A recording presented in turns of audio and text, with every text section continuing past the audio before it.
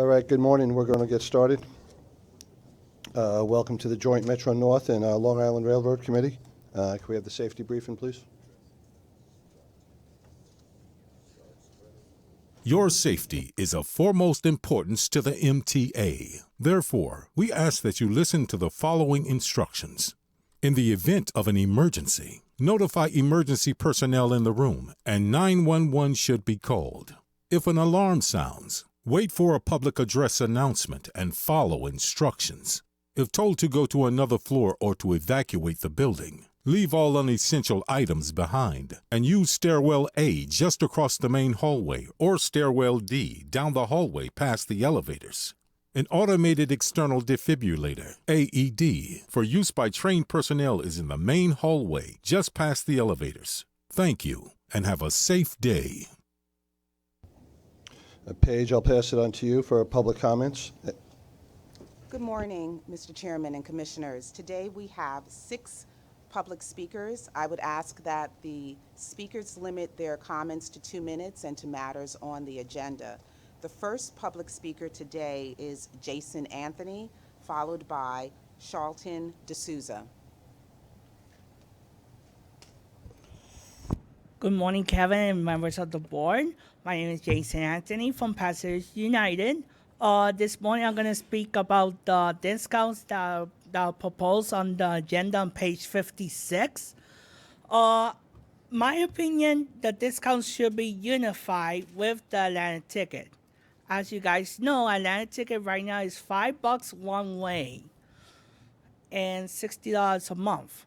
So our proposal, it should be $45 a month and $5 minimum per direction on Metro North from Harlem 125th Street or GCT, and covering all stations in the Bronx.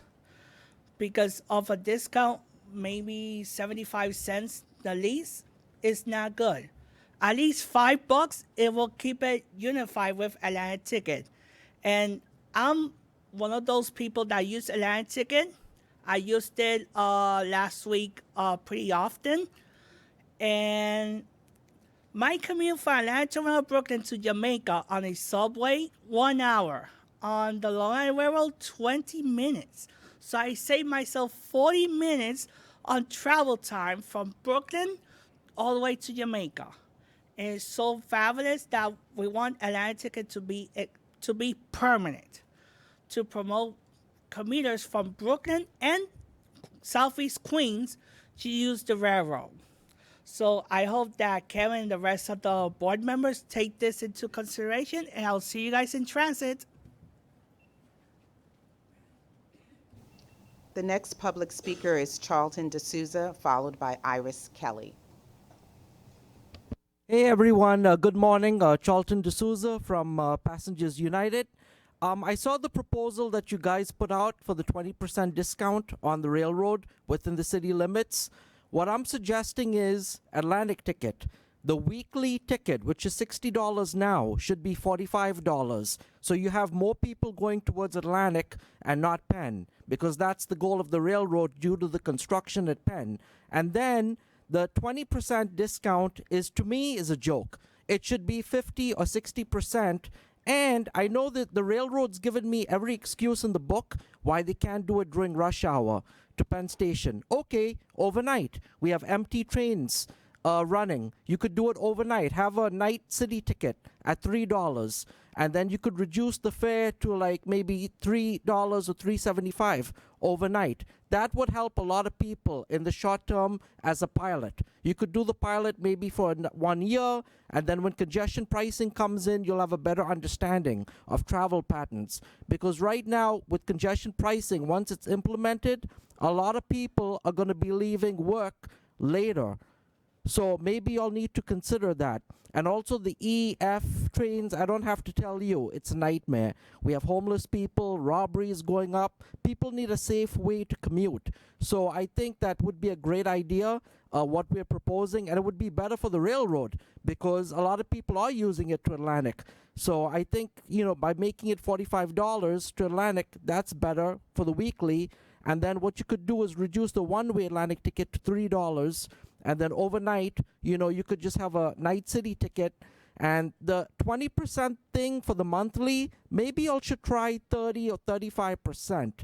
Make it like 150 or something like that, or even 145 for the monthly. That would help a lot of people out, because I cannot afford $60 and I cannot afford $234, even though I work 2 jobs.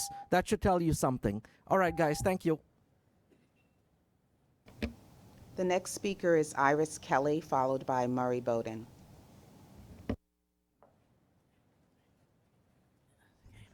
Yes, my name is Iris Kelly, and in regards to the peak pricing for disability people who travel, right now it's been, I can't live in Long Island even because the price is so high.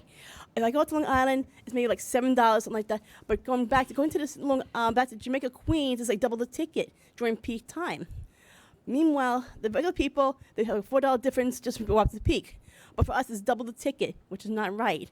We don't have that kind of money. We're not Rockefeller people. We're paycheck to paycheck just to get to work from both ways. If we're one way Long Island is cheap, but going west to east, more money. Even from just going to Queens, it's outrageous. $15.25 from Bayshore to Queens. I can see if I was going to Manhattan. I'm not even going to Manhattan. I'm only going to Queens. Thank you. The next speaker is Murray Bowden, followed by Joe Germinati.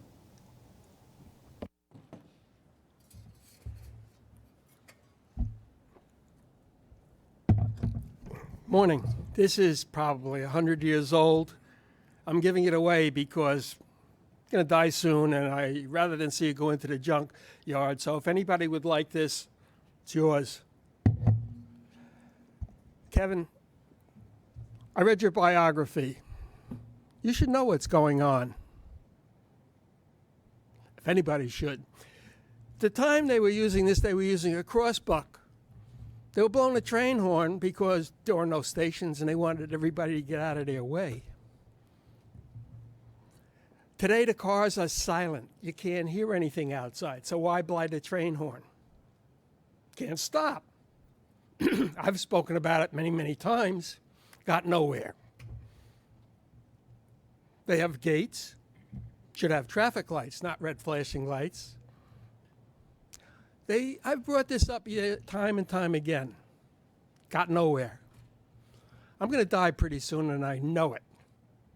I'm making mistakes because my mind isn't working right. I may look okay, but I'm not. Kevin, if you can't, with your background, because I read your bio last night, if you can't change it, please get off the board and let somebody else change it. It's that serious. You've been around. You know how the game is played. Fix it or get out. We can't afford that kind of error and that kind of false safety.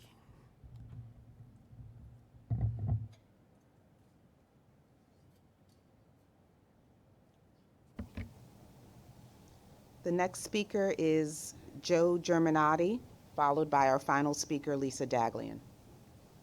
Hi, good morning.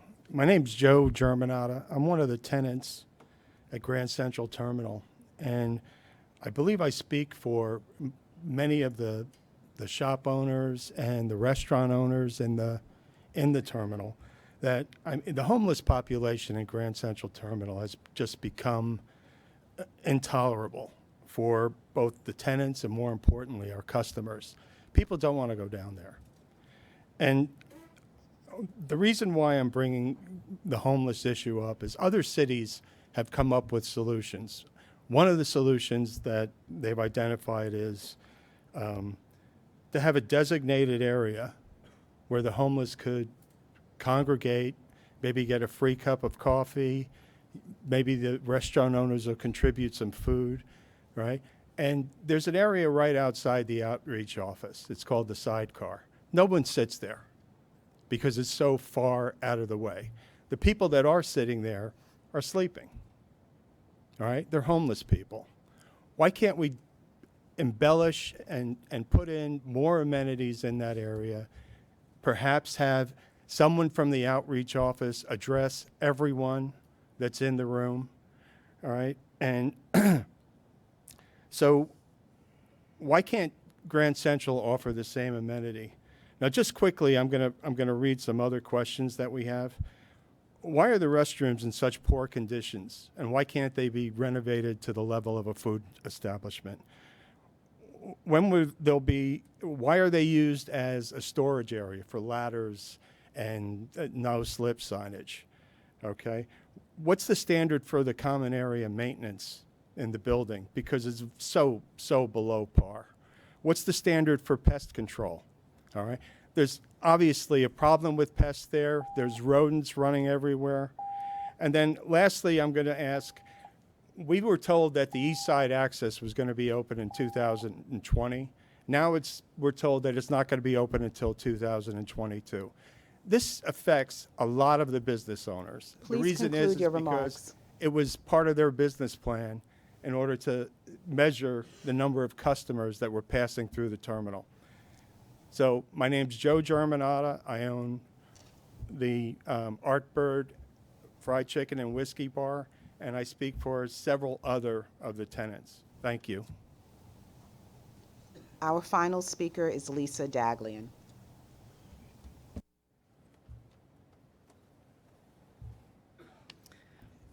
Good morning. My name is Lisa Dagley, and I'm the Executive Director of the Permanent Citizens Advisory Committee to the MTA, or PCAC. Today there will be a vote on an NYC Outer Borough Rail Discount pilot that could start as soon as May 1st and run 6 to 12 months. Riders traveling to, from, and between stations in New York City on Metro North and Long Island Railroad will receive varying discount fares paid for from Phase 1 of congestion pricing funds. We appreciate that local elected leaders obtain these benefits for their constituents and hope that more people will get out of their cars and onto transit. We also hope that any increases in ridership will result in increases in service, especially as Eastside Access, Penn Access, and the Empire Complex come online. This pilot program will include an analysis of financial ridership, operational and train capacity impacts, along with ticket sales and train count data. In a perfect world, this would be done before implementation to provide a window into anticipated effects on riders, especially those who pay hundreds of dollars a month to travel into the city. That's precisely why New York City Transit Riders Council undertook a capacity analysis in advance of its Atlantic ticket proposal, which now offers a discount on travel to and from Atlantic Terminal and subway deserts in Southeast Queens, including Brooklyn stations in between. The Outer Borough pilot program, while very well-meaning, applies to every station, even those adjacent to subways, does not take into account those trains which may have little or no capacity, nor does it apply evenly to the LIRR and Metro North, offering a 20% discount on monthly tickets on the Long Island Railroad, but no such deal on Metro North. We support an equitable fare structure and argue that it must not come at the expense of one rider over another. Since everybody wants the best and fairest deal for all users of our amazing transportation system, let's take the data that's gathered from this pilot and work together toward that goal. Thank you. Mr. Chairman, that concludes our public speaking for today. Thank you. Next up is the approval of the minutes. I'll take a motion by Neil, seconded by Bob. Any comments, revisions, additions? All in favor? Aye. Any opposed? Minutes are approved. Work plans, Phil and Kathy, any changes to the work plans? No changes to either of our work plans. Got it. So let's go right to the agency briefings and the president's report. Phil, you're up first. Thank you, Chairman. Good morning, everyone. We are picking up right where we left off in 2019 with unprecedented levels of essential maintenance and construction, setting modern record ridership and delivering performance gains that are meaningful to our riders. I give credit to our dedicated workforce and our managers who have developed a work plan that enables us to safely accomplish all of this work while running trains to accommodate a growing ridership. Together with our partners in labor, we continuously strive to give our employees the tools, the support, and the direction that will allow them to successfully meet these challenges. And we're moving the Long Island Railroad forward as we work hard to gain the public's full confidence in our ability to deliver the high level of service that they deserve. And when I talk about management, it's with mixed emotions that I congratulate two senior members of my executive staff on their pending retirements. And I thank them for the years of dedicated service to the Long Island Railroad. That would be none other than James Rod Brooks, Senior Vice President of Operations, and Chief Procurement Officer Dennis Mann. So let me tell a little bit about both. Rod joined in 1988. after serving in the United States Marine Corps and dedicated himself to public service for 32 years. He has worked in many different departments, including engineering and transportation, and many major projects like East Side Access, with each change bringing to it with greater levels of responsibility. Several months after I joined the railroad, I saw that operations needed to move in a different direction. Rod, who was leading the railroad as executive director of East Side Access and Harold operations, was instrumental in orchestrating this change in operations here. I still remember the first few days into his role in early August of 2018. Lightning struck our system in New Hyde Park, disrupting our operations. Rod was instrumental in navigating us through that major event. I privately dubbed him Lightning Rod Brooks. But I also thank him for all his tireless efforts, deep knowledge, his professionalism in helping the railroad move in the right direction, always upward and always forward. And Dennis Mann, and also an armed forces veteran who served in the United States Army, spent the last 20 years with the railroad, working his way up through the procurement and logistics department with increasing levels of responsibility. We have been incredibly busy as an organization over the last 2 years, and with Dennis, with his leadership and steady hand, we are continuously streamlining the procurement process, embracing new alternative means of the procurement that are needed to help set us up for success in delivering all of the essential capital and maintenance work for improved services for our ridership. From steering major efforts like the third track procurement process using design build, to enabling us to introduce new technology like the use of lasers to combat low adhesion, Dennis has displayed his good-hearted nature and his positive let's get it done attitude in leading his staff. I consider both Rod and Dennis not only colleagues but friends. I'm thankful for everything that they've shared their knowledge with all of the staff and myself in helping to better position us for continued success. So on behalf of myself, the Long Island Railroad, the entire MTA family, I'd like to thank both of you for your years of service to your country and to the millions of riders who use the railroad each year. I wish you both the best in your retirement, and I'd like to give you both a round of applause in your last committee meeting.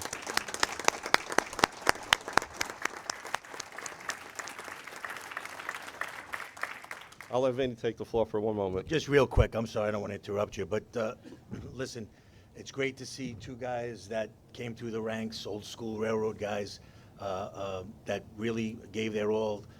On behalf of labor, Anthony Simon, the Smart Transportation Union, all the labor organizations, and I'm sure the entire staff at the Long Island Railroad, thank you so much for what you've done for us, and we wish you all the best into the future.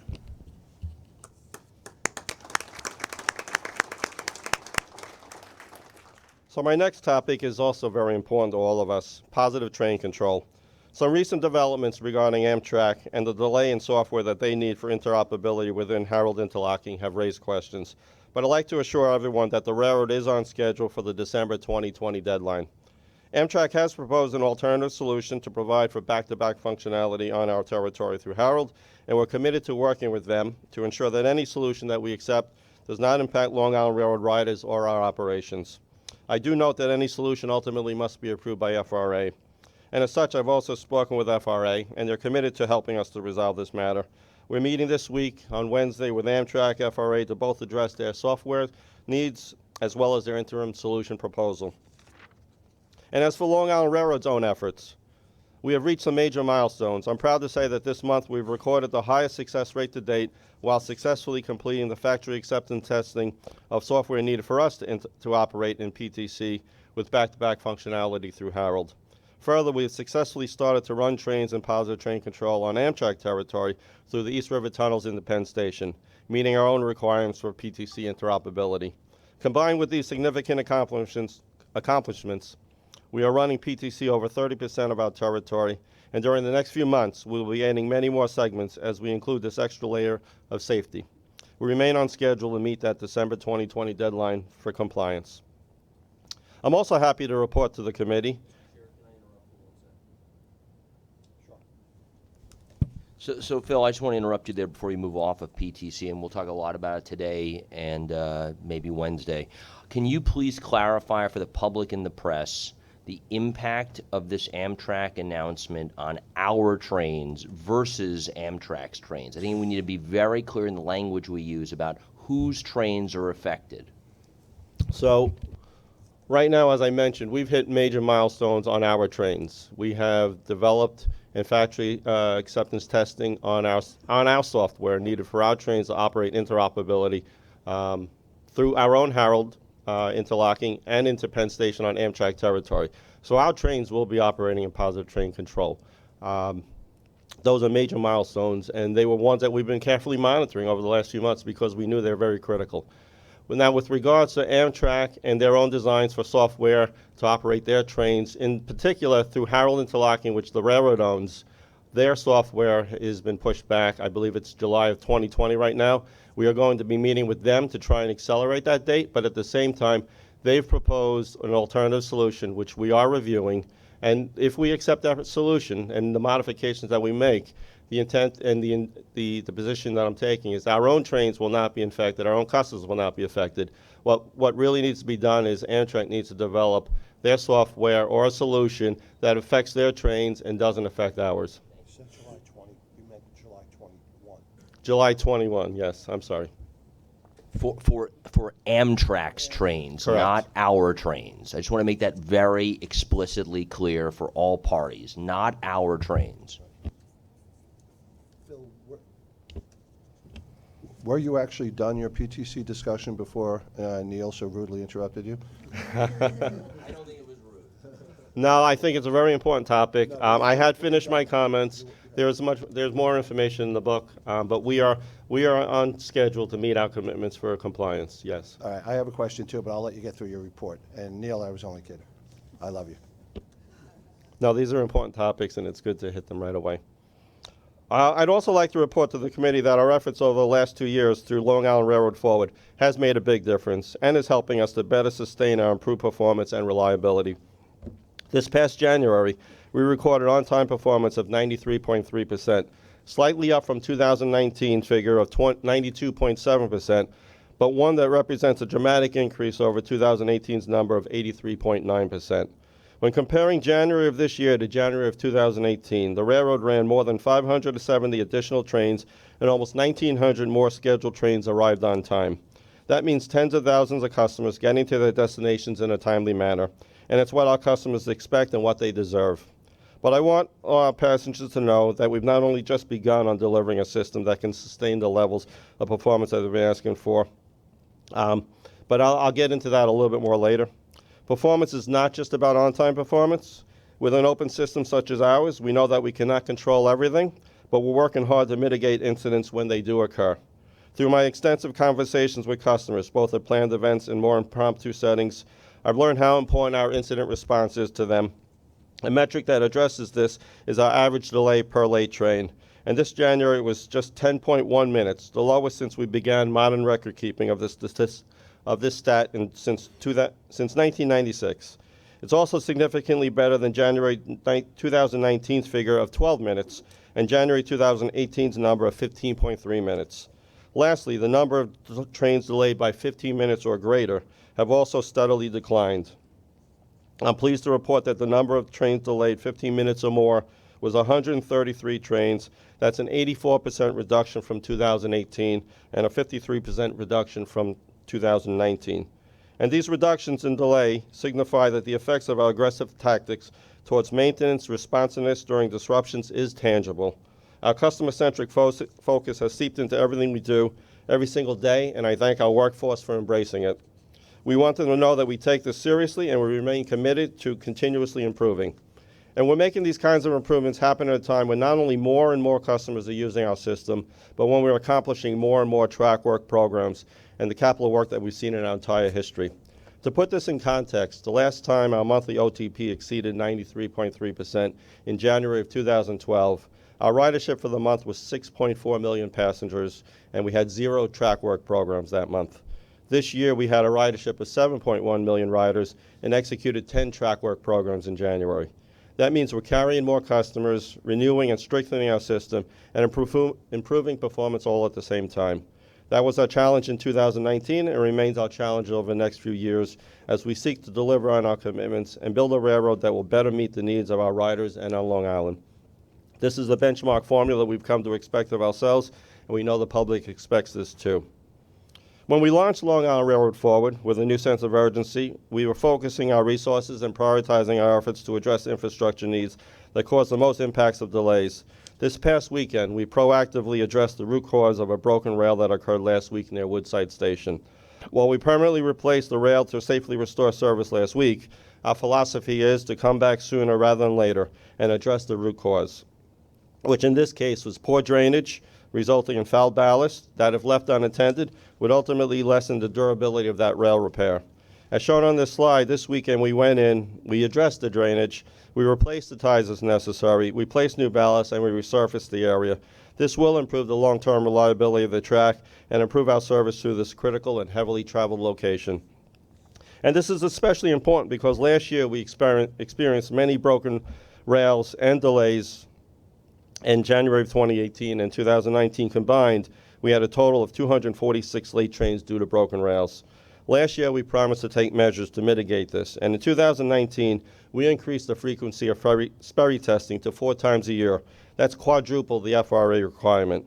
In lower speed areas where the FRA does not require Sperry testing, we're performing 2 cycles. With this increased frequency, we're identifying and proactively repairing defects not easily seen during visual inspections, reducing the likelihood of broken rails and in many cases avoiding them altogether. I'm proud to say that this has been effective, and we've reduced the number of delays due to broken rails in January of 2020 to only 27 trains. That's an 81% reduction from January of 2019. To build on the success, we put together a program for the 20 to 24 program that has over $1 billion allocated to restore our track to a state of good repair, and we're just getting started. Following that approach for 2020, we've laid out an aggressive schedule to tackle even more critical work, and it's unprecedented. Here you can see some of the major infrastructure renewal projects that will be undertaken in 2020. Many significant track, many significant continuous welded rail, concrete ties, crossing renewals. It is truly a work plan that essentially takes every minute of 2020 to accomplish. And I continue to stress the importance of a balanced program, one that addresses the needs of today's riders but builds for the future. This is therefore both challenging and exciting times as we deliver historic expansion projects across the railroad. As you can see, we're continuing our aggressive approach to infrastructure projects, large and small. The success of these projects demonstrate how the railroad workforce is seamlessly working alongside our partners at MTA Construction and Development and third-party contractors to achieve a common goal in delivering our modernization and expansion efforts. With this attitude in mind, let me take you through the first 6 weeks of this year as we've accomplished significant work during a typically non-productive time. Some of the most notable projects include the installation of 7 new switches with the completion of the work at the new Nassau interlocking. This vital component of infrastructure will allow for safe and high-speed connectivity along the main line and the new third track. It also demonstrates the importance of Long Island Railroad workforces working in concert with the design-build contractor 3TC. Additionally, we've resurfaced 4 miles of track. We've constructed the north siding in Hicksville, and on Atlantic Branch, we've installed 20,000 feet of continuous welded rail. And the work won't stop there. Our forces are continually supporting Long Island Railroad expansion projects with daily single tracking through the main line, East Side access, supporting Moynihan Train Hall, and Amtrak's improvements at Penn Station. Quite frankly, we're working 24/7 as we run trains 24/7. We're also celebrating the completion of Nostrand Avenue Station as we challenge ourselves towards making the railroad fully accessible to all. We're looking forward to the 20 to 24 capital program as we challenge industry to think outside the box, deliver more, and make better use of our dollars in the most cost-efficient way possible. And as we strive to support and deliver East Side access, our forces continue to deliver on critical components that are needed both for East Side access and improved service through Jamaica.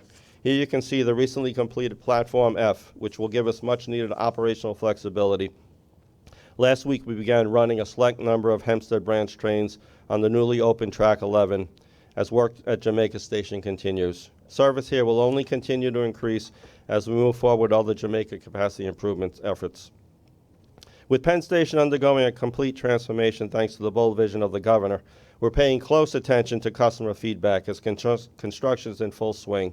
With many new construction zones and barricades to navigate, we've installed a host of new digital displays to ensure that our customers, who are often shuffling between the subways and our trains, have the train information that they need, where they need it, and when they need it to make their way to our platforms.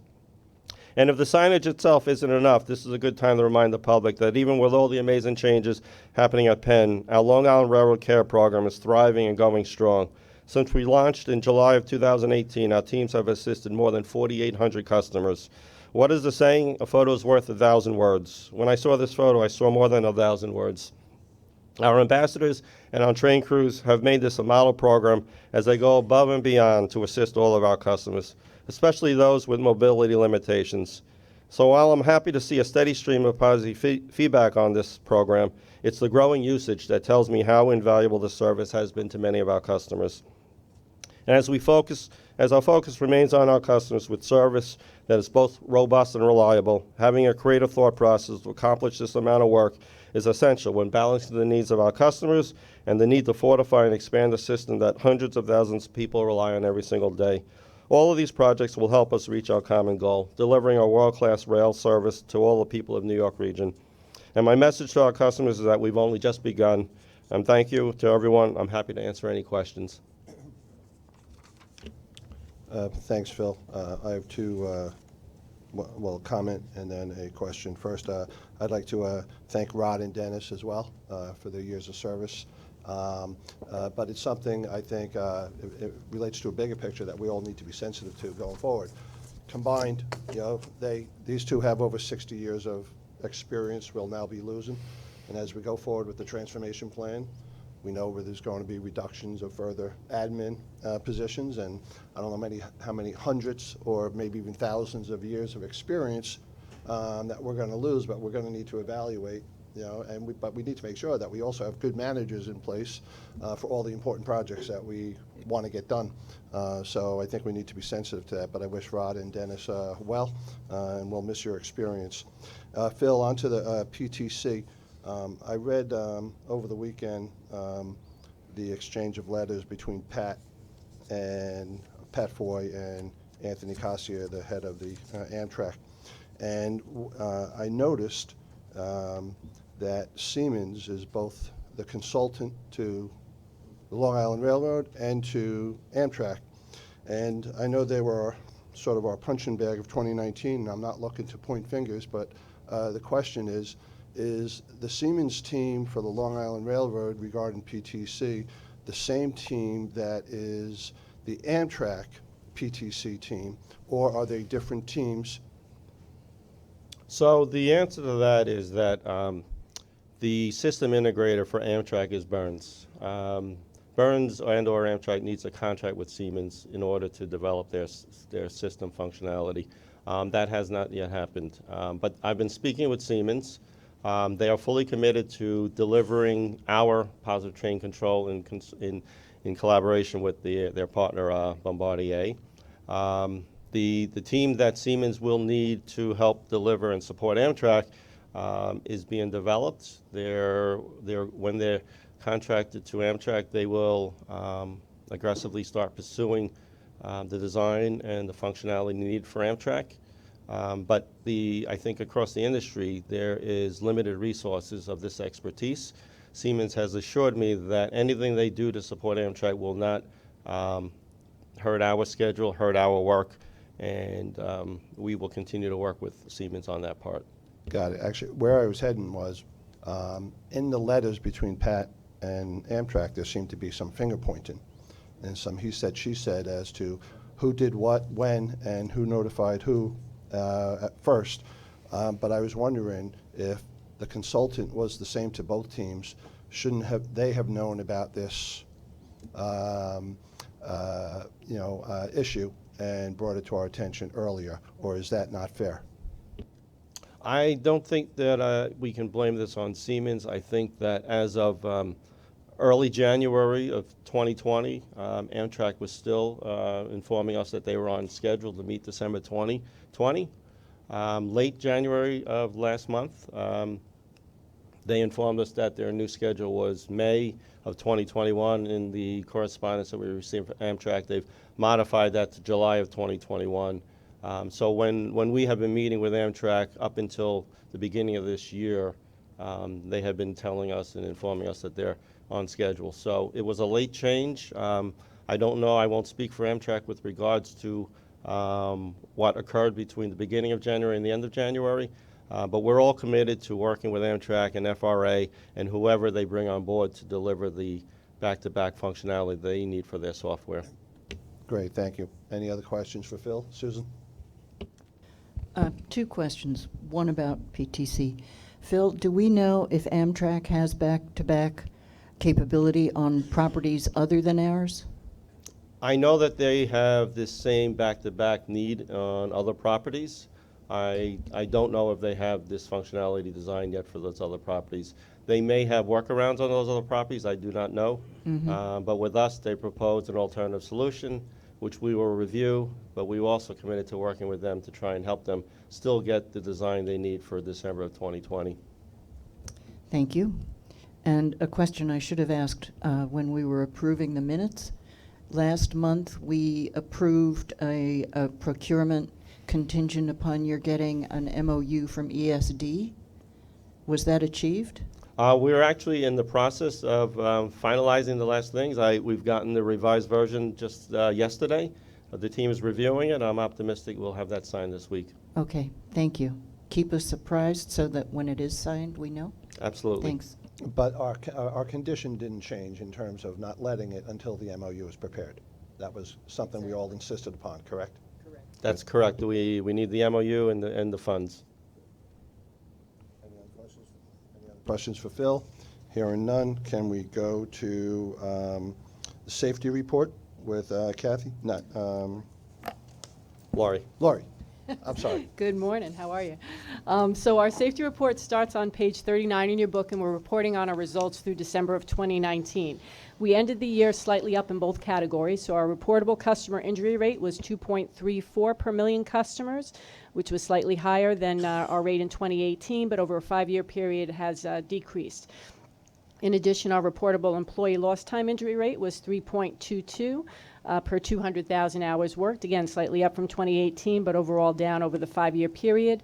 And I'm pleased to report that our TRACS program partnership with the MTA police, which has successfully been navigating through our system for well over 20 years, reached a record high, almost 125,000 participants in 2019. So we're very proud of that program and look forward to continuing to grow and expand. And I'm happy to answer any questions you may have. Any questions? Thank you, Laurie. Kathy, I'll hand it over to you for the Metro North report. Here we go. Thank you very much. I want to start my report by recognizing 2 Metro North employees and 2 MTA police officers who assisted in reuniting a lost child with her family. On the evening of January 14th, soon after the 11:13 p.m. train bound for North White Plains had pulled out of Fordham Station, conductor Nina Jacob noticed a young girl on the train who was traveling alone during the late night hours. The 10-year-old was confused, scared, and tired when she spoke to Mr. Jacob. Conductor Jacob knew something was wrong but didn't want to alarm the girl. So without delay, he contacted the Operations Control Center and relayed the situation to Rail Traffic Controller Edwin Vargas, who instructed him to detrain with the child at Mount Vernon West Station. In turn, RTC Vargas quickly requested MTA police support and assistance. Upon the train's arrival at Mount Vernon West, Assistant Conductor Rod Millhouse detrained with the child, where they were shortly met by MTA Police Lieutenant Henry Lennon and Police Officer John Cassiano. The child had been reported missing by her family since noon that day, and the lieutenant and officer took custody of the child and reunited her with her family in the Bronx later that night. Police Chief McGran and I would like to congratulate these 4 employees for their quick action and assistance in bringing the child back to her family. Everyone, please join us in congratulating these employees for their good teamwork and their quick action.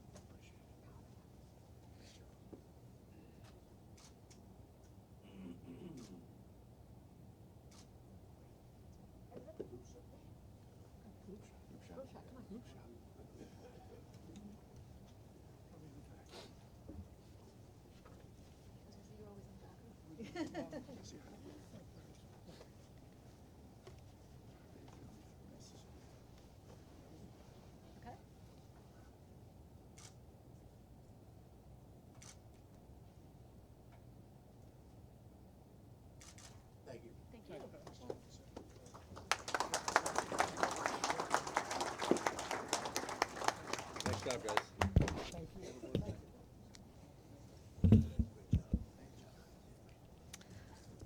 Okay. I'm pleased to report, this is my PTC update, I'm pleased to report that we continue to move forward towards full PTC implementation in December of this year. As you all know, since late last summer, we have been running trains and PTC operations on the Danbury branch in Connecticut. Last fall, we extended PTC on the Hudson Line between Marble Hill and Croton Harmon to cover almost 90% of the Hudson Line all the way to Poughkeepsie. In December, we began PTC operations on the Upper Harlem Line between Southeast and Wassaic. And I'm happy to report that during the last week of January, we extended PTC from Mount Vernon West to Southeast on the Harlem Line. We now have 65% of our route miles in full PTC mode, with 67% of our daily trains operating in PTC. Coming up, we expect to be extending PTC to Grand Central Terminal, completing both the Hudson and Harlem lines. And in March, we will also be commissioning PTC on the New Canaan branch in Connecticut. We are also planning to move up to March the last cut-in segment for the new signal system on the Port Jervis line, yay Susan, which is needed to support PTC implementation. Our steady progress on the safety front is due in large part due to the hard work and dedication of Metro-North personnel, and I want to thank everyone on this project for their continued efforts. Update on service delivery. Last month, I provided highlights of our improved performance during 2019, which is also detailed in our annual operating results, which is on today's agenda. I'm happy to report that these trends have continued into January, when on-time performance climbed to 97.4%.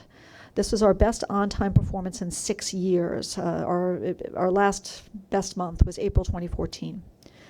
This improvement marks the 14th consecutive month of improved OTP, which is an increase of 1.5 percentage points over this time last year, and it was the best January since 2012. On the Hudson Line, trains operated at 97.6%, with 96.4% during the peak. For the Harlem Line, performance was 97.8%, with 97.6% in the peak. And on the New Haven Line, trains operated at 97%, with 97.4% in the peak. This strong performance is thanks to the hard work and dedication of all the men and women of Metro-North. We continue working hard to deliver reliable service to our customers while not letting up on our commitment to perform the work necessary to keep the Metro-North system safe. Finally, some good news west of Hudson, Susan. West of Hudson service also operated above goal at 94.2%, with Port Jervis line service improving at 91.3%, up 2.9% from December, and the best month since April of 2018. Pascack Valley line service stood at 96.4% for the month of January. We attribute these improvements in west of Hudson service delivery to the schedule change that was made on December 8th, which provides more reliable service for our customers. Ridership on Metro-North's trains and the connecting ferries and buses operated by the railroad was 6,957,330 in January, or 0.3% above last January. The improved performance measures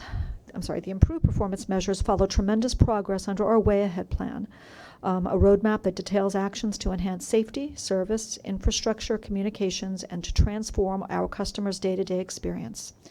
We're now going to provide some more recent details on the Way Ahead plan. So as part of raising awareness on the importance of rail safety, our TRACS program launched a rail safety poster contest in 2018. This is the second time we've done this. We kicked off the contest last fall, encouraging students from pre-K through 12th grade who live and attend schools within our territory to participate. Students were asked to illustrate what they know and believe are most important about rail safety. The team received a total of 82 student poster entries from 13 different schools, which was, we're happy to see, a 24% increase in entries over the first year of the contest. The poster entries were divided into 4 groups for judging purposes. There's pre-K, K through 3, 4 through 8, and 9 through 12.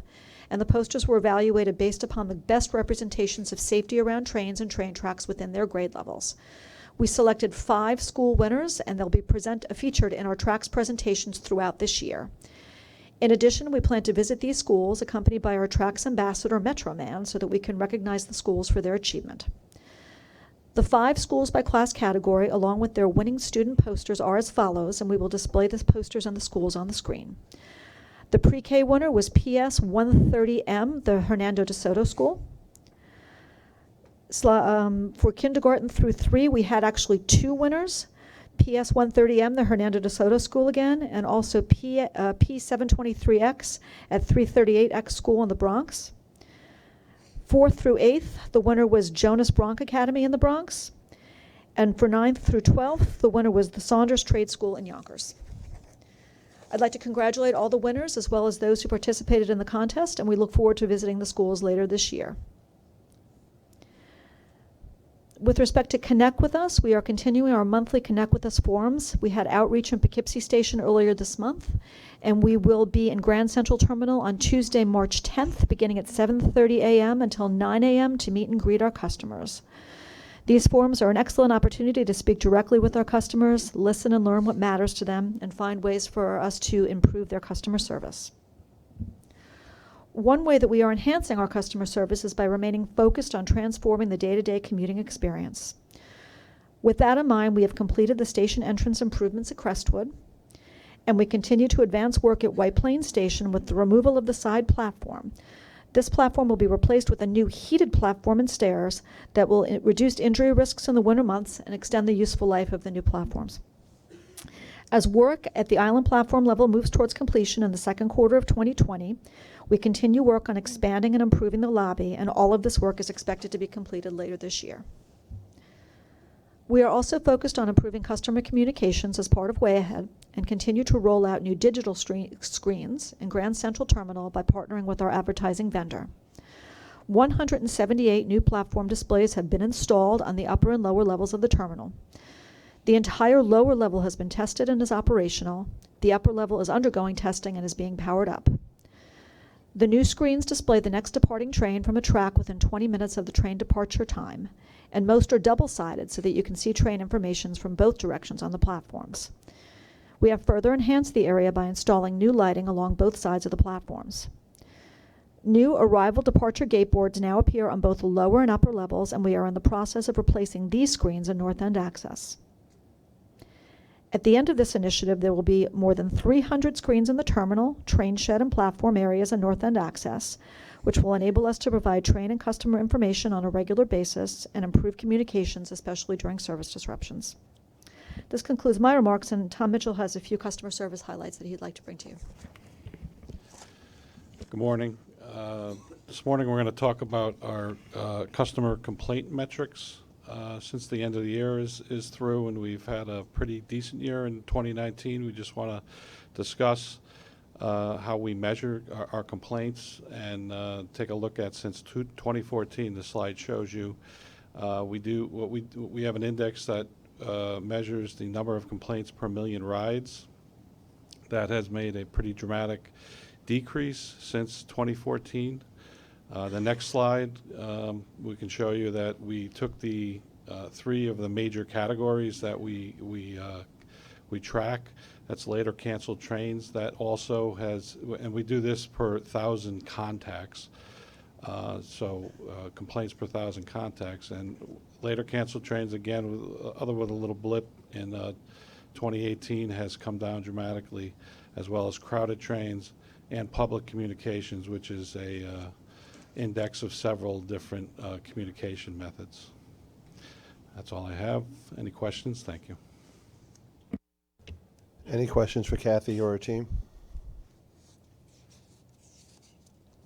All right, thank you, Kathy. I'll hand it over to Justin for the Metro North Safety Report. Thank you, Mr. Chair. Good morning. The safety report can be found on page 43. Customer reportable injuries continue to trend less than 1 injury per million customer and are down nearly 13% compared to the previous reporting period. Employee lost time injuries are down nearly 21% compared to the previous reporting period.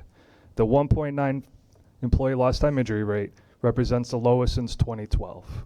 In tracks, The TRACS program ended 2019, reaching over 110,000 individuals, a 10% increase over the previous year.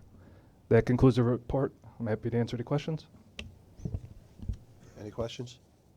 No? Thank you, Justin. Jano, I understand you're not going to give a report, but you're doing CPOC today, or do you have anything you want to share with us? No, I think Phil covered most of the projects that we're executing. Great.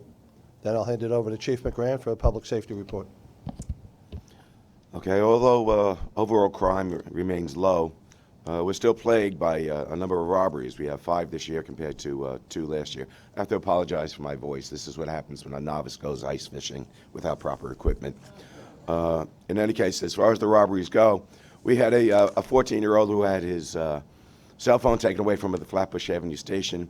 And the Wandsworth station, there was a knife point robbery where an arrest was made by Nassau County.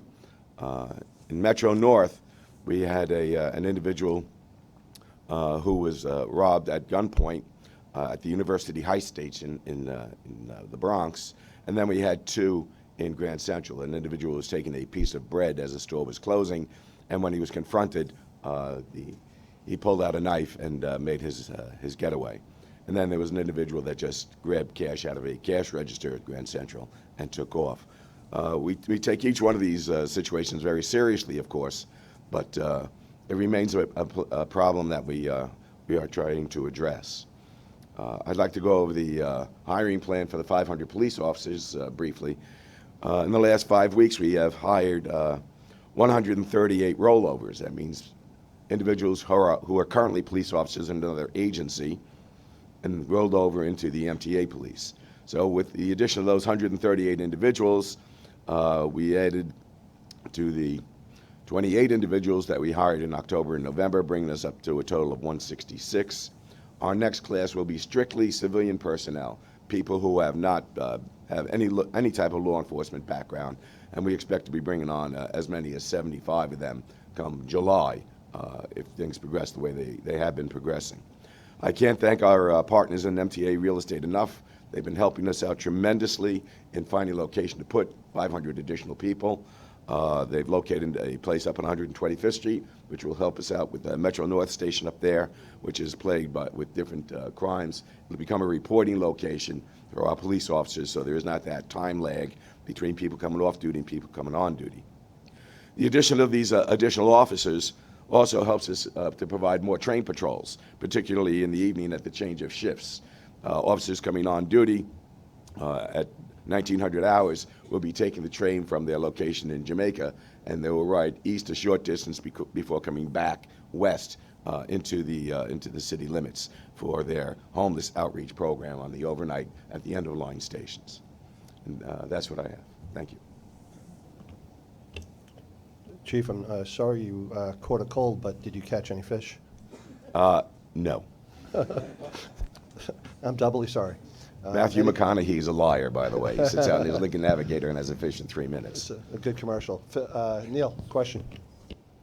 I'm sure you heard one of our speakers speak about his very delicious chicken and bourbon facility being affected by the homeless problem in the lower level of Grand Central.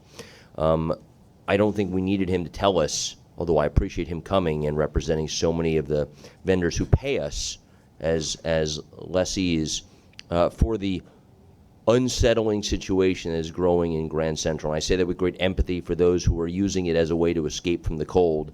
But we need to redouble our efforts because it is a problem at Grand Central. It's clearly a problem at Penn Station, but Grand Central itself, despite being gorgeous, has a similar problem. And we must attack it because I am telling you, it is affecting the quality of life of those who come in and out and commute. We may only be there for a few minutes, but we'd like to be there even less than we had been in the past. We don't want to go to restaurants. We don't want to go attend to vendors because of the situation that is happening there. And it is not only at 1 in the morning. It is 2 in the afternoon. It is 9 a.m. It is all day long. The loitering and, frankly, harassment I see constantly throughout Grand Central from the homeless problem. This is clearly not a MTA problem alone. The governor has stated that very clearly. This is not just an MTA property. It is citywide, but we can only affect what we can affect. Understood, and we'll we'll redouble our efforts. Yeah, well, first of all, I suggest maybe your problem with the ice fishing was you didn't drink enough. If you'd have drank a little bit more, you might have protected tried. your vocal cords.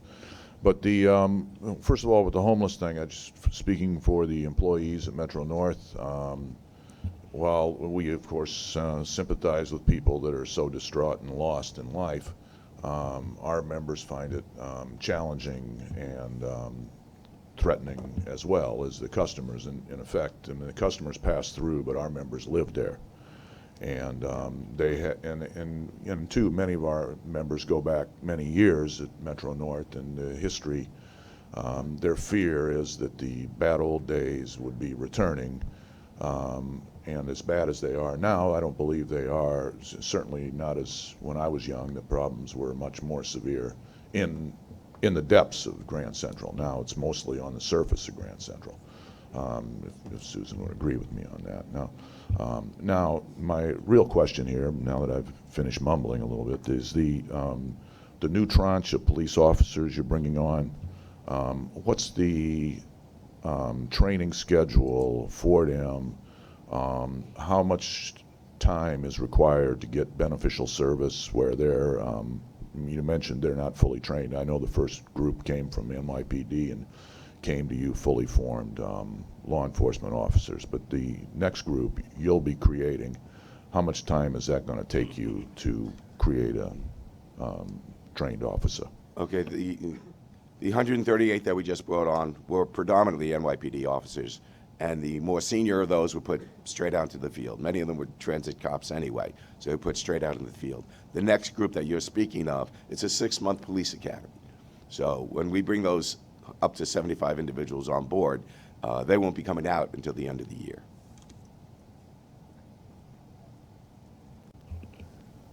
Thank you, Chief. I've been talking about the MTA police now for about at least 4 or 5 months since the beginning of the conversation, and we've now all heard, I counted at least 8 reasons and explanations for what we're doing with the police. Fare evasion, taking police action when a crime has been committed incidental to fare evasion, employee and passenger safety, homeless assistance outreach, counterterrorism, east side access, covering attrition, reducing overtime, and the commuter rails. It's a broad list for only 500 officers. And the reduction of overtime projected, I think, is in the $12–13 million area of this group. Very substantial reduction over time. I would very much like a full presentation about exactly how we're going to deploy the workers, what is going to be the relationship with the NYPD in terms of supervision. I know you're also bringing in 70, 80, 90 supervisors as well. There is a lot going on with the MTA police that I think we need to be brought up to speed with. So I appreciate the initial presentation, but I very much would like a specific time set where we can hear exactly what are the plans, what are the what's going to be the deployment, when are people coming in and what jobs, and what are going to be the responsibilities, so we can see how this works. And also would like projections of what you think will be achieved. We often talk about, fare evasion is going to go down by 50 million. What's going to be done? What's the role for fare evasion for this group? I'm not certain that all of these areas are specifically NYPD, specifically the MTA police issues. Homeless outreach, maybe others. And I think we need a specific plan of who is doing what, as opposed to specifically saying, hey, we got a problem. The 500 police officers, they're going to take care of it. We need to see exactly what the action plan is.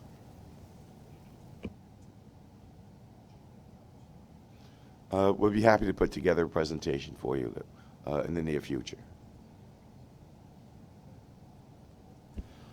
So, Chief, thank you for that commitment to the onboard patrols. That's music to our ears. I've been speaking a great deal, especially in the safety committee meetings, about the increase in assaults to our crew members, and we're very confident that a commitment to patrols on board our trains will help in a vast area of some of the concerns we have, but most importantly, to make sure that our employees stay safe.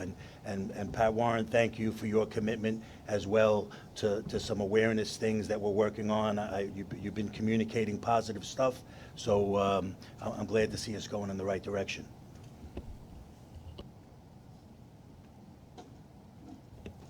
All right. Thank you very much, Chief. Next up, Phil and Kathy, I understand we have 2 joint information items. Yes, Kevin, there's an information item on the agenda that would authorize a pilot program for discounted railroad fares within New York City per an agreement between the governor and the state legislature as part of congestion pricing legislation. This will be discussed more in detail and voted on at Finance Committee. All right, but can you at least give us at least a high-level update of the program? Sure. Actually, I'll let Mark get into some of the details with regards to the discounts of 10% and 20% on the railroads. Good morning, and I'd also note Mike Schiffer is here from Metro North. Both of us have worked on this project with MTA headquarters as it relates to our railroads. Just in summary, pursuant to the 2018 legislation, the congestion pricing legislation, the outer borough transportation account was established, which set aside up to $50 million per year to subsidize a variety of discount programs within the city, affecting several MTA agencies. 2 of them were the commuter railroads. And per the agreement between the governor and the state legislature, this discount program was established, which includes, generally speaking, 10% discounts on all travel within the city on the 2 railroads. For non-discounted tickets, non-previously discounted tickets, and in addition, at the Long Island Railroad, there would be a 20% discount on monthly tickets within the city stations. The authorization is for a pilot for 6 to 12 months, during which time we will assess the financial, operational, capacity impacts of the program and report back.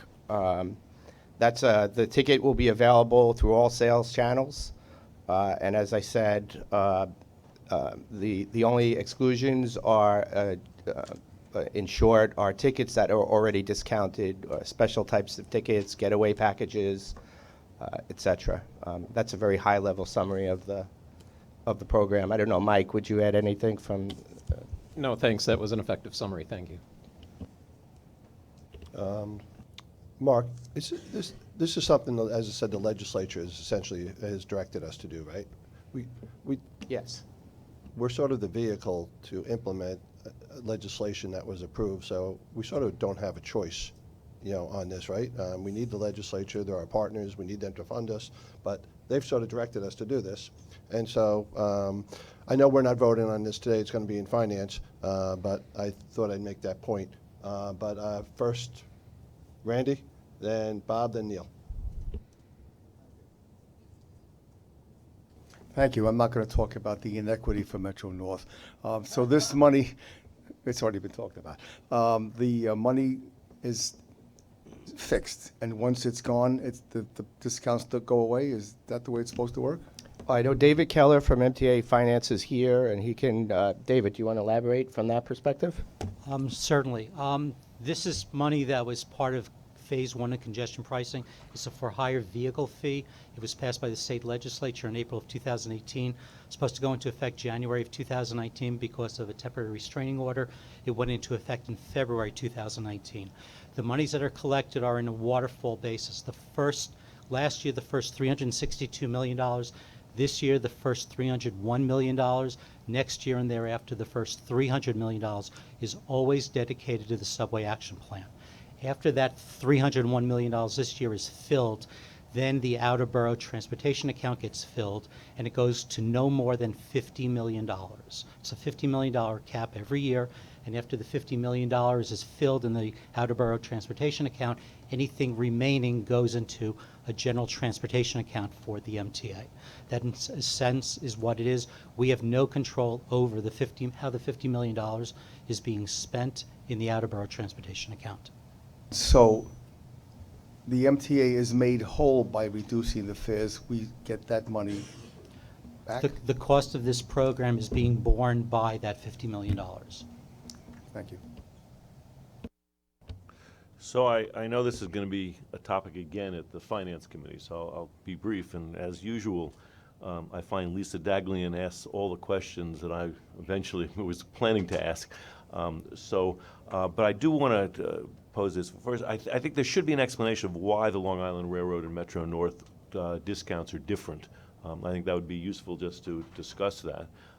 And second, I think that it would be very useful to project out what you think is going to be the impact of the program before you start the pilot. What's going to be the impact on ridership? What's going to be the impact on cost? What is going to be, I assume all of the inner city railroad stops are covered by this program, but I'd like to have more specifics and see what the projections are going to take place. And then once the pilot is over, we can then compare what happened versus the projections. So we're not simply looking at it afterwards and saying, oh, the cost was X, and I'd like to see what we think the cost is going to be and then what happens and then an explanation why. So I really would like a statistical analysis of what we think is going to happen and then to be able, once the pilot is run, to compare it to what we thought would happen. We have done the initial fiscal estimates, and of course, since this is a very new program, it's difficult to project what the impacts would be. I know each railroad has conducted that analysis, and at the present time, we assume at Long Island Railroad that the impact would be a $16 million revenue loss due to on an annual basis due to the discount program. However, that's based on we need to see how the pilot goes to see whether those assumptions materialize. As far as your first question, none of the staff was involved, the railroads was involved with the legislative discussion. I think that's probably more appropriate for the later discussion.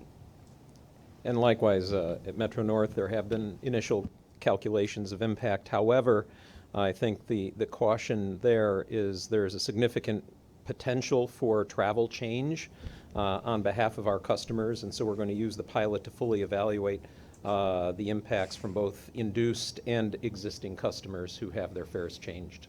Yes, Commissioner. And do we have a projection of the cost of what's going to be the cost at Metro North? There was a projection done that was approximately $4.8 million. However, again, that's caution, that's very preliminary, and I think that has to be, as with a lot of this, further confirmed. I just wanted to add that, yes, one of the things that we will be monitoring during this pilot program is operationally how does the ridership change. Obviously, we like to encourage more people to use mass transportation. At the same time, we need to monitor just how the travel patterns are. West of Jamaica is where we have some of our more challenging issues. So as we see more riders take advantage of this program, we want to watch how people load and unload. We want to see where we have potential crowding issues. And then we need to monitor it for people potentially who now travel from Nassau County and live near the Queens zone. Maybe perhaps they will start using stations in Queens. And then we also have to manage from a perspective of fare collection, the ability to walk through the trains and to collect those fares. One of the areas where we have most of the challenges is west of Jamaica. So these are all things that we will look to see in addition to capacity for the increased ridership and how this affects our other riders throughout the system from further points east. Thank you, Mr. Chair, and I appreciate your not subtle clarification that the legislature has imposed this on us. Sometimes it is challenging in this organization to be a board member of something that sometimes is quasi-independent, sometimes is not at all. But I think as a fiduciary and a representative of a certain geography, I feel obliged to raise issues regardless of whether they're imposed upon us or whether they're our opinions alone. And I will say I'm not opposed to discounts. I would like to pay less for anything. That's why Walmart is so successful. Get more for less. I don't mind that at all. But what I don't like, and I like Bob will cite Lisa. Lisa said in her opening remarks at the public comments about equitable deal for all riders. She supports an equitable deal for all riders. Well, ladies and gentlemen, this discount, regardless of whether it's imposed on the legislature, regardless if it comes out of congestion pricing, it is not equitable because, yet again, we are forgetting those who pay the most still get the least. Those who are sitting in Putnam, Dutchess, and Suffolk counties are spending $6,000 a year somewhere upwards of $1,500 a year to park, and then a car, and then 40% have a Metro card on top of that. Ladies and gentlemen, it is an extraordinary amount of money we're asking those who are in the suburban counties, the ex-urban counties to pay. And at some point it breaks. It will not be able to, we will not be able to put more burden on those riders. I have two goals in 2020. One goal is to finally complete positive train control, and I appreciate all the progress that Kathy and Phil and the entire organization and our contractors are making. I did not know if we'd get there, but thank God we're getting real close. And Kathy, congratulations on having 2/3 running in PTC. That's an extraordinary thing. But my second goal, as we start slumping towards our most recent fare increase, or our more immediate fare increase at the end of this year that we're going to vote on and take public hearings on, I'm going to fight for flat fares for Metro North and for Long Island Railroad, because I'll tell you what, ladies and gentlemen, my riders cannot afford any more, and that we are giving discounts for riding the same trains that my colleagues, or that my constituents are riding, and paying an exorbitant amount of money, well beyond anything, without any tests of discounts. I tell you, it is unfair. Well said, Neil. And Mark, correct me if I'm wrong. I read through the materials over the weekend. There are no stations in either Nassau or Suffolk counties that are eligible for this discount. Is that correct? That's correct. Yeah, it's not nice. We have a guest, our fellow board member, Andrew. Welcome to our committee. Thank you so much. And I recognize you. I recognize you too, yeah. So I'll say more in finance, but as the architect of reduced fares on the commuter rails within the boroughs, the Transit Riders Council came up with the first City Ticket, then Freedom Ticket, and now is Atlantic Ticket. I have to say we did exhaustive research on where there were available seats. We made sure that we did this for stations that were in transit deserts, unlike the current bill, which is all Long Island Railroad stations, even if they're adjacent to a subway station. And I think to Neil's point, to Commissioner Zuckerman's point, you would not want on outbound trips to have somebody paying in excess of $500 a month to stand while somebody who was getting a discount got the seats first. On the inbound trips, they'll be the last ones boarding, so that's not an issue. But on the outbound trips, it could well be an issue. I think getting more people on the commuter rails in the transit deserts is a great idea. I think Phil Eng is exactly right. I think if you have a discrepancy between the fare at Great Neck and Little Neck, or Belrose and Queens Village, people may well cross the line. Valley Stream to Rosedale, Yonkers to Riverdale, they may just well do these things. And I think that has to be really looked at when we examine the aspects of this. I would not want this to harm our initial goal of putting people from transit deserts on the commuter rails, because we might be able to actually discontinue some express buses, which is the most expensive things we run. But this is another thing altogether. And here's a question of fact, and maybe, Phil, you know the answer to this. In Atlantic Ticket, because of the possible 6 or 7 stations in the 5 towns, well, that doesn't make sense, 5 stations in the 5 towns, who could potentially try to get advantage of this, is Far Rockaway to be included in this pilot? Well, right now, Far Rockaway is something that's being discussed. The same challenges that exist with Atlantic Ticket exist here with the out-of-borough fares. It sure does. All right, thanks so much.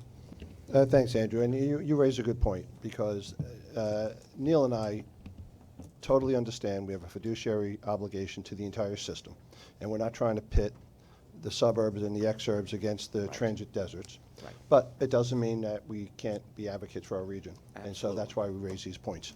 So we'll discuss more of this during, after Norm's comments, we'll discuss more of this at Finance Committee. Yeah, and I assume we're going to be discussing the sort of mathematics of this whole thing all along. Well, what the legislature really did here is they mandated a change in demand curves for a segment of the population here. And it is true, the whole system exists in sort of a dynamic equilibrium where people spend longer time on trains, and service costs more to provide to certain areas. On the other hand, some people pay enormous amounts more than other people, And it's all a very, you know, these are not, my point is here, these are not precise numbers. And I mean, there's no real level of precision that I believe you can exert to this. So Mark came up with the 16 million number, which is a nice number, but you know, I'm curious whether that means that's 16 million new asses in the seat, and that's strictly the number you do, or have you got a way to extrapolate how many of them people would have got on anyway? You got to follow these curves, and it strikes me as something you end up putting a number on gives it an air of precision that really isn't there. These are really value judgments we've made, and the legislature's mandated it. I suggest that the legislators in Outer Queens did a much better job extorting the process than did the legislators in the periphery in Suffolk and Rockland and the other locations. They had they used their leverage to a greater extent, and they got some grease for their people here. And there's no other really way to look at it. These are assertions of value. So we're throwing value at those properties. I do think Lisa gave a good list of metrics we can look at going forward, but to extract that and come out with a number just because you come up with a number at the end doesn't mean that number is, I mean, it's not, this is not the temperature, this is not how much rainfall we had, this is not something that's precisely measurable, I don't think, in any way. I know this doesn't inform everything, but I just want to remind everybody that the for-hire vehicle surcharge is only on for-hire trips that go through Manhattan, start in Manhattan, or end in Manhattan. It's not for trips throughout the entire MTA region. Okay, so thank you again. We'll continue the discussion in finance. And we already did the PTC update. Our joint information item. So we'll now go to just regular agency information items. Phil and Kathy, any updates to the items that we have here? The information items on Budget Financial Plan 2020, the 2019 annual operating results, the March timetable spring track work are in the book. The one area that I'd just like to touch on real quickly is a few notes on diversity EEO fourth quarter 2019 report. I'm pleased to say we're committed to equal employment opportunities for all employees and applicants, and we make every effort to attract, develop, retain a workforce that demonstrates and reflects the diversity of the region's labor pool. My executive team does leverage diversity in all of our business practices. We're personally committed to diversity, and we strongly believe in the business case and the benefits of a diverse workplace, including maximizing opportunities for female, minority, veteran individuals with disability representation. So between January 1st and December 31st of 2019, the railroad's workforce did increase by only 23 employees, but despite the challenges with hiring and managing budget, the total female headcount and percentage of representation remained unchanged, approximately 14.8% still. But I'm pleased to report the minority headcount and percentage of minority representation increased from 36.3% to 37.1%. In 2019, we hired a total of 256 new employees. 43% were minority, 17% were female. Highest concentration of minority hires occurred within service maintenance and officials and administrative jobs, 58% and 50% respectively. And the highest concentration of female hires occurred in the administrative support category, 74%. And while we make steady progress, we continue to realize there's much more work. We're going to continue to do diversity cultural events, EEO training, career fairs, and continue to look for diverse opportunities with community job fairs seeking veterans and minority hires. And we're continuing to try and make our workforces attractive, seeking collaboration with all the agency recruitment task force to continue to maximize opportunities.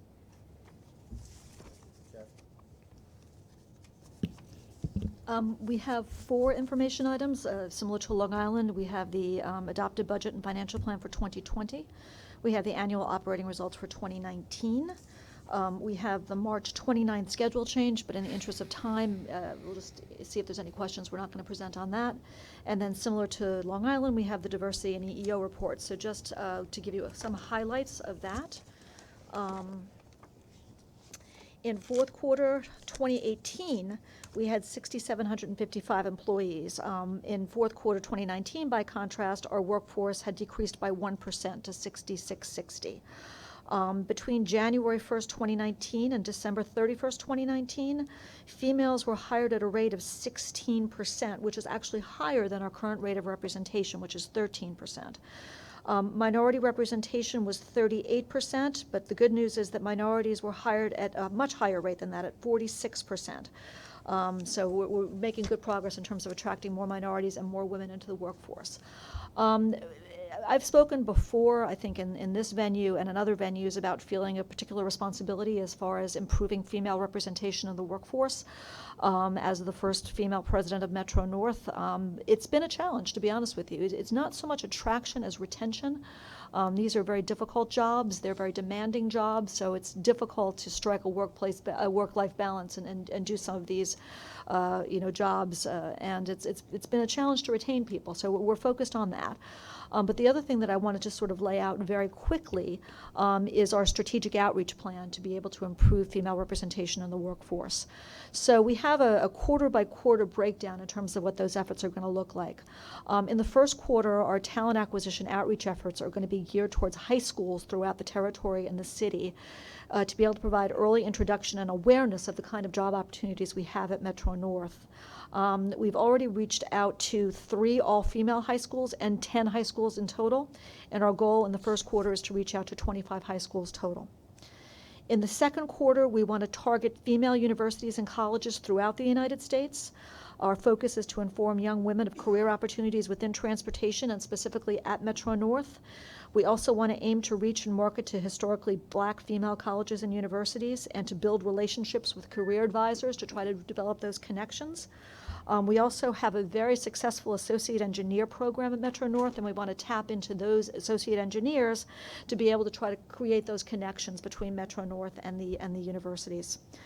In the third quarter, we want to design creative advertising that's geared to women's websites on a weekly basis. So we want to have advertising that will bring awareness of non-traditional roles for women. And we're actually already partnering with corporate communications to create pamphlets, photos, and videos promoting women in non-traditional roles. Finally, in the fourth quarter, we want to concentrate on community outreach. We want to reach out to our outlying community leaders to be able to increase the female population of applicants who might be considered. So those efforts are going to be focused on making contacts with local government officials, mayors, churches, Department of Labor, local organizations such as sororities and women's shelters. So all of this we're hoping will bring more women into the pipeline, and it is an effort that we are continuing and are very dedicated to. So thank you. Thank you, Kathy. I went through these reports again over the weekend. I found some of them fascinating. And what I would like, and Susan, I trust you would as well as co-chair, I would like us to have the opportunity. We don't have it today because we're going to wrap this meeting up in 4 minutes because we always end on time. And that is, I would like to, in future meetings, whether it's the March or the April meeting, if we could have Bob Foran in here and we spend a good chunk of the meeting talking about the finances of both agencies and talk about the operating results from 2019 and even the diversity, as you just mentioned, really important. You guys had to rush it in a few minutes and we didn't really have time to get into questions and stuff. They're all good topics, and so I know there are certain things that we have to do every meeting in terms of our monthly meeting, but there may be opportunities, again, with no disrespect, Phil or Kathy, where you yield some of your president agency report time and, all right, this month we're going to delve into the finances, or this month we're going to delve into operations, and get a little bit more into it and be able to have questions from all the board members. And so I know I'm going to ask for that the next time I chair this meeting. And Susan, if you want to beat me to it and do it at the next meeting, go for it. I think it's a great suggestion. I really do. Yeah, the other thing that I would say is that, I mean, every month, I'm sure it's the same for Phil, we try to think what we should put in our president's remarks at the top of the meeting. And it tends to be, stuff that's timely, that we know that the committee is interested in. But if you want to flag stuff as we head into the March board cycle that you would like to see in the president's report, I'm obviously very open to that. If there are certain things that you want to highlight, we'll incorporate those in. We can have a presentation or not, but it can invite further questions from the committee. Got it, and appreciate that. Susan? I think we did flag that you absolutely had to have PTC in your remarks this month. That's sort of a continuing flag, right? And that is a continuing flag. I also want to tell you that I'm very pleased to see that you've developed an outreach for expanding our female workforce. I think that it's that kind of approach that has good results. I've seen some of the videos that have been made on non-traditional careers patterns, and they're convincing and they're helpful for other young women to know you can do this. Right. Okay, we got 3 minutes left to do 2 procurement items. So, Dennis, your swan song? My swan song. If I may beg the chair's indulgence, I would like to thank Phil and Kevin and Vinny for their kind words. Thank the board members for their support over the years. Some of the challenges have been challenging, as some of you may recall, the dark old days.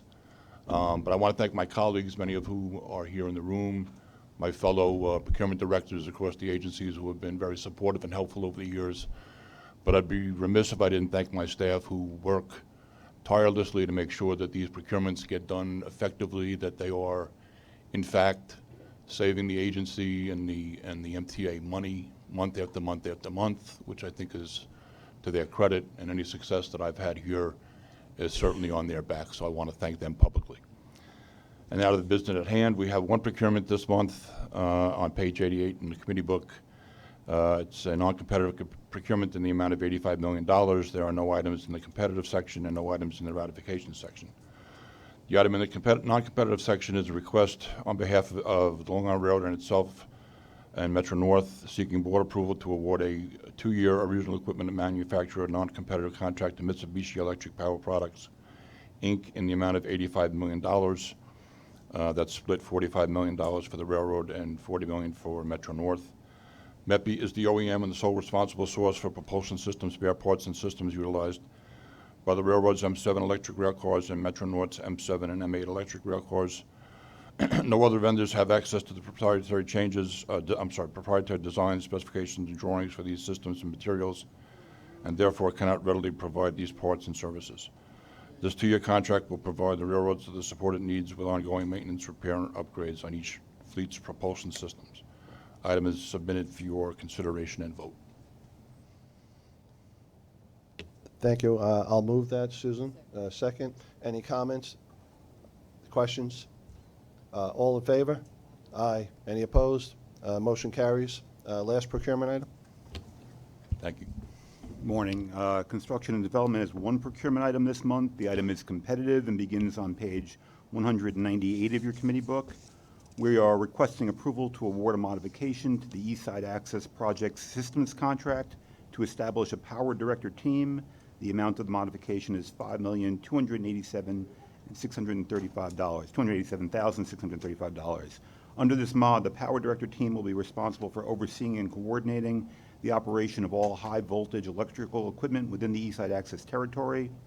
With the imminent energization of the East Side Access substations, in order to mitigate the safety risks of multiple contractors under 6 separate contracts carrying out work simultaneously and near live electrical equipment, the power director team will provide a single point of contact for coordination between the various contractors and Con Edison to support construction activities up to 24 hours per day through June 30, 2021. This item is submitted for your consideration and vote. I'll move it. Susan, second. All in favor? Any questions? All in favor? Aye. Any opposed? The motion carries. Thank you. Last items in 30 seconds or less for Phil and Kathy. The operations finance ridership reports are in the book. One thing with regards to finance, in the month of January, the Long Island Railroad had generated $92 million in revenue, and we spent $176 million in operations, a net operating loss of $84 million. but due to higher than expected revenues and lower than expected expenditures, the net operating loss in January was lower than what was expected, assumed in the adopted budget. Okay. Similarly, our monthly reports on operations, performance metrics, financials, ridership, and the capital program are in the book in case anybody has any questions. With respect to our financial report specifically, based on results through the end of January, we generated $89 million in revenue and spent $139 million, resulting in a net operating loss of $50 million. However, higher than expected revenues, mainly fare box receipts, and lower than expected expenditures. For that reason, the net operating loss for January is actually lower than what was assumed in the adopted budget, actually 10.7% lower.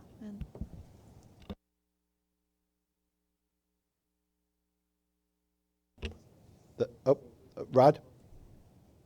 We're gonna give Rod the final words. 5 minutes, 59 seconds. No. I could do it in less than 59 seconds. I just wanted to thank Phil and everyone for the kind words. And all of my colleagues, you know, there's great things waiting on the other side, but it's not easy because you love what you do, and it really has been a joy of my entire life. You made allusion to the amount of years between Dennis and I, but there's a good news story on the other side of that, and that for all of my years here, this is the best. The people who sit behind me, the leadership that is left. It is the best department heads and the most cohesive group I've seen in all of my 32 years here. So it's in excellent hands. So I wanted to thank you and all of the people that I've had a chance to work with throughout the year. So thank you. Thank you so much, Rod. You and Dennis, God bless you on your retirement, and thank you for your service to, again, both the MTA, the residents of our metropolitan region, and to our country. So we'll take a motion to adjourn. A second, all in favor, we're adjourned. We'll see you at the next meeting. Thank you.